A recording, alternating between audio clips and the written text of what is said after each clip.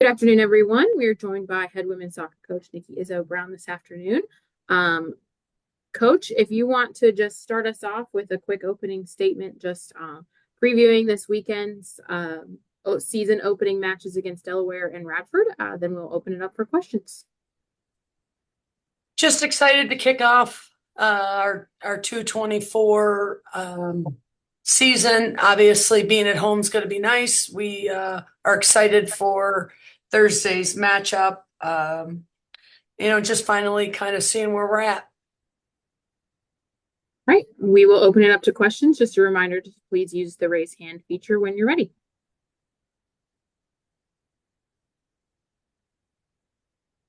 Right, Michael Griffith, you can start us off. Thank you. Appreciate that. Hey, Coach, how's it going? Just kind of going off of that, talked about the two first games. Can you just talk about your guys' schedule this year? And obviously, you guys play one of the tougher schedules every single season in the country, but just talk about this season and what went into building the schedule. Well, it's always complicated when we are building the schedule, just because of the I guess transition of our conference and all conferences. So again, we want to go out and play the Penn States, Clemson's, obviously that have been successful as we always do. I think there's been a bit of uncertainty lately with scheduling because of the conference realignments.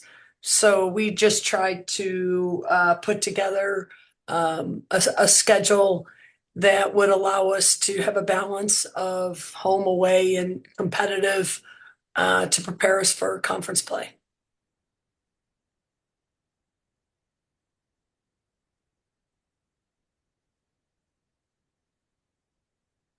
Kevin Kinder, you can go ahead. Hey, Coach, how you doing? Good, how are you? Oh, not bad. So following up on that, on building the schedule, is that something that coaches in the conference, are talking about with the way that, those kind of things are going to play out in the future and how those are going to work? Or is it just still like so many other things, we got to see what shakes out?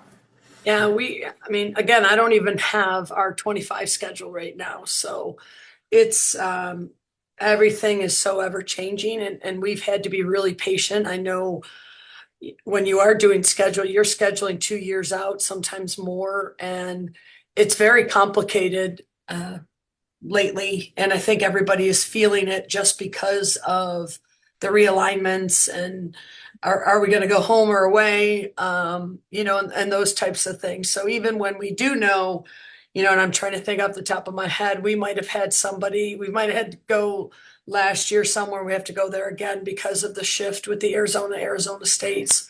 So hopefully we'll get, in a better rhythm of expectation earlier. So we can build a schedule that we feel is going to be manageable non-conference and to prepare us for conference play. Greg Carey, you can go next. Yeah, Coach, you guys, results wise, fared better towards the end of last season. Have you done anything in preparation for this year to try to ensure that you get off to a better start? Um, I think that was another, tough balance of scheduling and just making sure that, we have a good balance, kicking off at Duke. That was a tough first game. So, maybe we're gonna maybe not put a Duke the first game to ease ourselves into some things. I think anytime you're transitioning, losing professional soccer players, we have to just be mindful of how quickly can we replace those players and rebuild. So this year we're a little bit more, we're trying to be a little bit more mindful of that. How quickly can you rebuild when you lose such impactful players, but also have a balance of a schedule that gets you to the NCAA tournament when you don't know which conference tournament's gonna or conference games are gonna be look like. So it's calculus, baby. Kevin Redfern, you're up next. Hey, Coach, personnel question. Can you tell us a little bit about the goalkeeper room? It looked like last year when Keizo was off the field, it was Mackenzie. But all three of them kind of have a very similar path to getting to Morgantown. So what's that looking like? Is there competition? Have you made any decisions?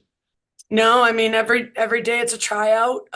We feel that, we're in a pretty good place with all three, but we've been able to see some things in training, and we're hopeful that we have the all three could step up and take on that role. So we'll see. Next two training sessions will be in the net Thursday night.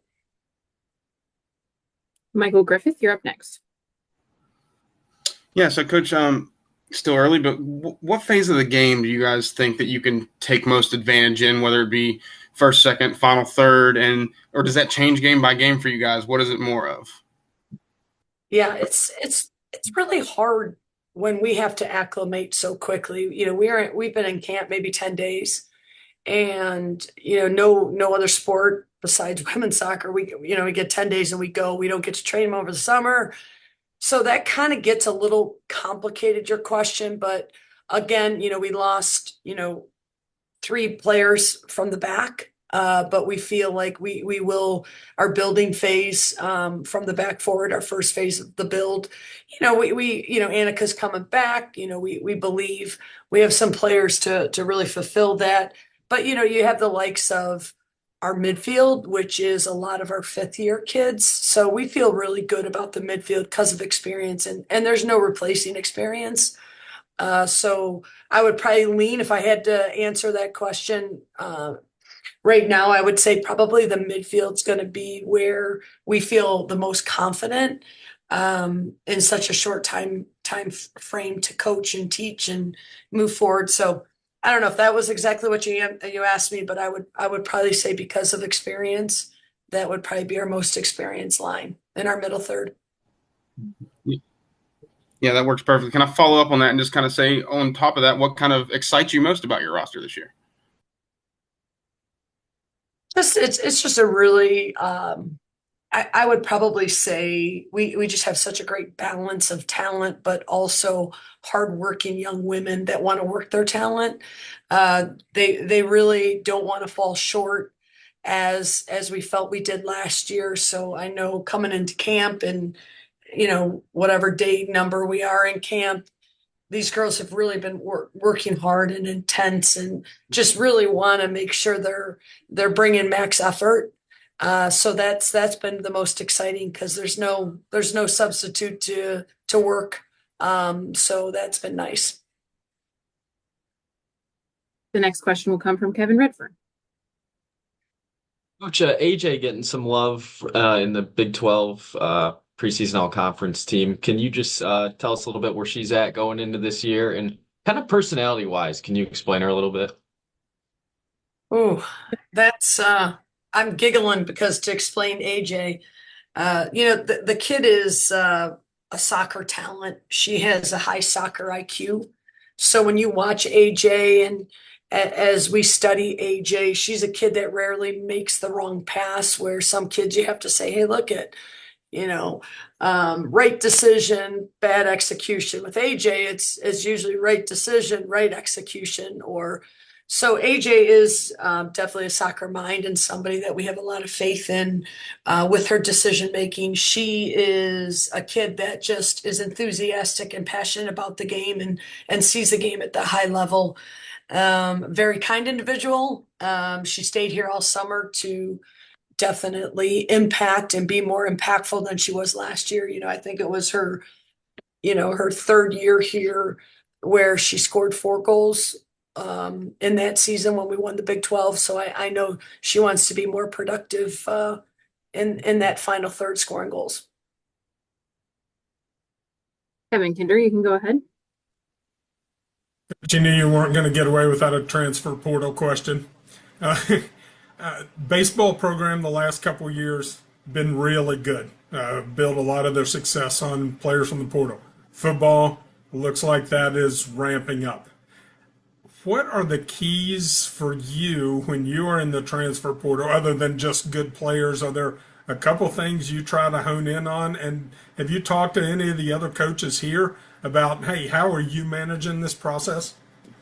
Well, I mean, first and foremost, I'm embracing it. And, as this is going to be my 29th season, and I have to embrace change. And the transfer portal is here to stay, and it's been something that we took very serious going in, and making sure that we're talking huge about character. And then are they a tier one competitor? Do they want to get better? Do they want to compete? So I think a lot of it's probably that emotional piece. Video, you can see the technical, tactical. So I think we're just really trying to find a balance of, yeah, there's talent, but there's talent of how hard you want to work and compete. And then there's what kind of character are you as a human being, and are you a good teammate? And do you want to be not only the best player you could be, but also a teammate in person?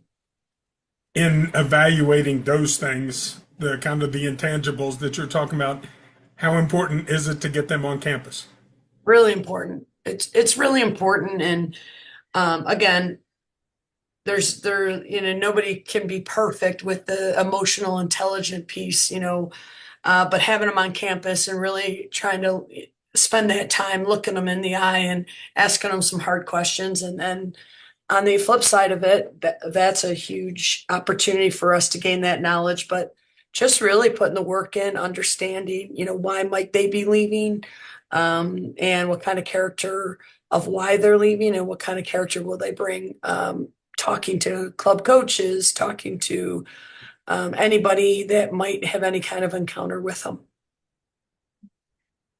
All right. And our final question this afternoon will come from our iPhone. I'm sorry, I don't have your name. Oh, it's me. Oh, Sorry, it's Andrew. I don't know why I didn't show up. Figures, That's Caridi. hilarious. It I know, figures. right? That fits. Well, best for last, right? You're like the Taylor shadow, Roberts- dude. Yeah, I kind of just go under the radar. That's how I do things. When you talk about Taylor White and the season she had last year, she taken any big strides this year? I mean, confidence has to be at a high, I would imagine, and she's one of the more talented players in the league. So how is she coming along?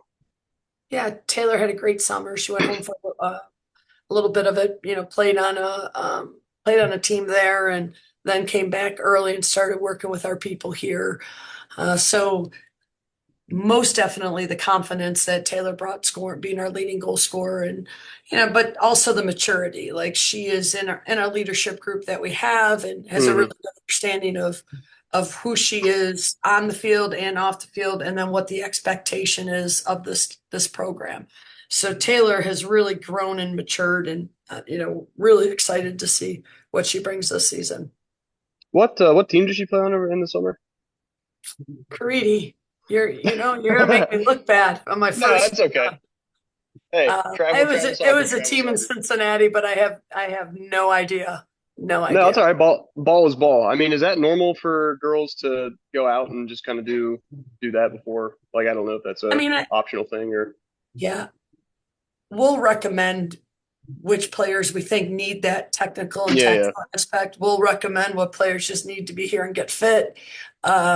So yeah, it's a fine balance, because sometimes you don't want to put too many games under your belt, and what will that look like? So we really collaborate a lot with the athlete, and make sure it's a great fit.